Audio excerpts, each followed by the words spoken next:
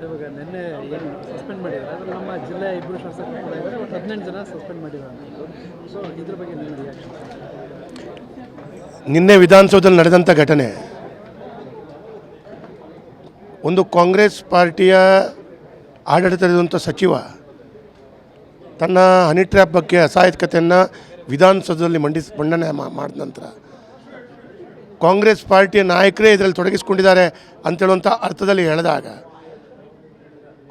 Congress party ಆಡಳಿತ ಎತ್ತ ಹೋಗುತ್ತೆ ಅಂತೇಳೋದನ್ನು ಗಟ್ಟಿಯಾಗಿ ವಿರೋಧ ಪಕ್ಷವಾಗಿ ನಾವು ವಿರೋಧವನ್ನು ಮಾಡಿದ್ದೇವೆ. ನಾನು ಒಂದು ಮಾತನ್ನು ಹೇಳ್ತೇನೆ, ಒಂದು ವಿರೋಧ ಪಕ್ಷದ ಸದಸ್ಯರು ಮತ್ತು ಆಡಳಿತ ಪಕ್ಷದ ಸದಸ್ಯರು, ಒಂದು ಅಧ್ಯಕ್ಷರಾದವರು ಎಲ್ಲರಿಗೂ ಒಳ್ಳೆಯ ರೀತಿಯಲ್ಲಿ ತೆಗೆದುಕೊಂಡು ಹೋಗಬೇಕು ಮತ್ತು 70% ವಿರೋಧ ಪಕ್ಷದವರನ್ನು ಸಮಜಾಯಿಸಿ ಅವರಿಗೆ ನ್ಯಾಯ ಕೊಡುವಂಥ ಕೆಲಸ ಕಾರ್ಯಗಳು ಮಾಡಬೇಕು. ಸಹಜವಾಗಿ ವಿರೋಧ ಪಕ್ಷದವರ ಏನು ಪ್ರತಿಭಟನೆ ಅದನ್ನು ಆಡಳಿತ ಪಾರ್ಟಿಯಾಗಿ ಕಾಂಗ್ರೆಸ್ನವರು ಹತ್ತಿಕ್ಕಲು ಬೇರೆ ಬೇರೆ ರೀತಿಯ ಮಾರ್ಗವನ್ನು ಮಾಡಿದಾಗ ಒಂದು ಕಡೆಗಳಲ್ಲಿ ಸ್ಪೀಕರ್ ಅವರು ಕೂಡ ನಮ್ಮ ಮಾತಿಗೆ ಬೆಲೆ ಕೊಡಲ್ಲ ಅಂತೇಳುವಂಥ ರೀತಿಯ ಒಂದು ಪರಿಸ್ಥಿತಿ ಬಂದಾಗ ಸಹಜವಾಗಿ ಕಾಗದವನ್ನು ಹರಿದು ಎಸೆದು ಆ ದುಃಖವನ್ನು ತೋರಿಸಿದ್ದಾರೆ. ಇಲ್ಲ ಸ್ಪೀಕರ್ ಅವರು ನಮ್ಮ ಮಾತಿಗೆ ಬೆಲೆ ಕೊಡ್ತಾ ಇಲ್ಲ ಅಂತೇಳೋ ರೀತಿಯ ದುಃಖವನ್ನು ಹೊರಹಾಕಿದ್ದಾರೆ. ಈ ದುಃಖವನ್ನು ಹೊರಹಾಕಿದ ತಕ್ಷಣ 6 ತಿಂಗಳು ಅವರನ್ನು ಹೊರಗೆ ಹಾಕುವಂಥದ್ದು ಕರ್ನಾಟಕದ ಇತಿಹಾಸದಲ್ಲೇ ಪ್ರಪ್ರಥಮ. ನಾನಿವತ್ತು ಒಂದು ಮಾತನ್ನು ಹೇಳ್ತೇನೆ, ಅವತ್ತು ಸಿದ್ದರಾಮಯ್ಯವರು ವಿಧಾನಸಭೆಯಲ್ಲಿ ಏನೆಲ್ಲ ಮಾಡಿದರು.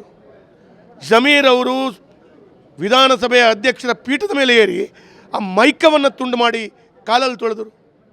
ಆವಾಗ ಭಾರತೀಯ ಜನತಾ ಪಾರ್ಟಿ ಆಡಳಿತದಾಗ ಈ ರೀತಿಯ ಹಠ ಸಾಧನೆ ಮಾಡಿದಂಥ ತಪ್ಪಿಗೆ 6 ತಿಂಗಳು ಹೊರಗಡೆ ಹಾಕಿಲ್ಲ.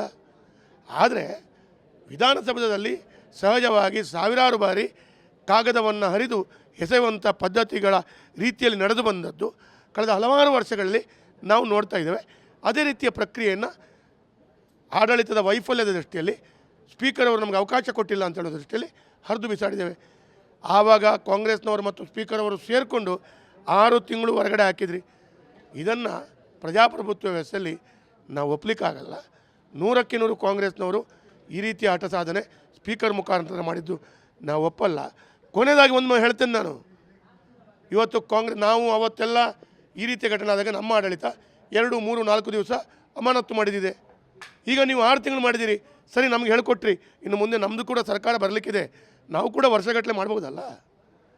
ನೀವು ತಪ್ಪನ್ನು ಇವತ್ತು ನೀವು ಮಾಡಿದಂಥ ನಿರ್ಧಾರವನ್ನು ಆಧರಿಸಿಕೊಂಡು 6 ತಿಂಗಳು ಹೊರಗಡೆ ಹಾಕುವಂಥದ್ದು ಸರಿ ಅಂತ ಮಾಡಿದರೆ ಸರಿಯಪ್ಪ, ಆ ರೀತಿಯ ತಪ್ಪು ಸರಿ ಅಂತ ಹೇಳ್ತೀರಾದರೆ ಮುಂದಿನ ದಿನಗಳಲ್ಲಿ ಭಾರತೀಯ ಜನತಾ ಪಾರ್ಟಿ ಕೂಡ ಆ ರೀತಿ ಆದೇಶವನ್ನು ಮಾಡಿಕೊಂಡ್ರೆ ಅವಾಗ ನೀವೇನು ಹೇಳ್ತೀರಿ?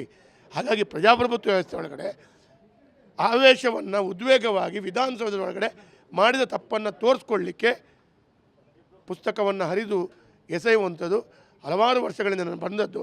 ಅದೇನು ವಿಶೇಷ ಮಹಾ ತಪ್ಪು ಅಂತ ಹೇಳಿದರೆ ಸಿದ್ದರಾಮಯ್ಯವರಿಂದ ಹಿಡಿದು ಕಾಂಗ್ರೆಸ್ನವರು ಇದಕ್ಕಿಂತ ಘನಘೋರ ತಪ್ಪು ಮಾಡಿದಾಗಲೂ ಕೂಡ ಒಂದು 2-3 ದಿವಸ ನಾವು ಅಮಾನತು ಮಾಡಿರ್ಬೋದು.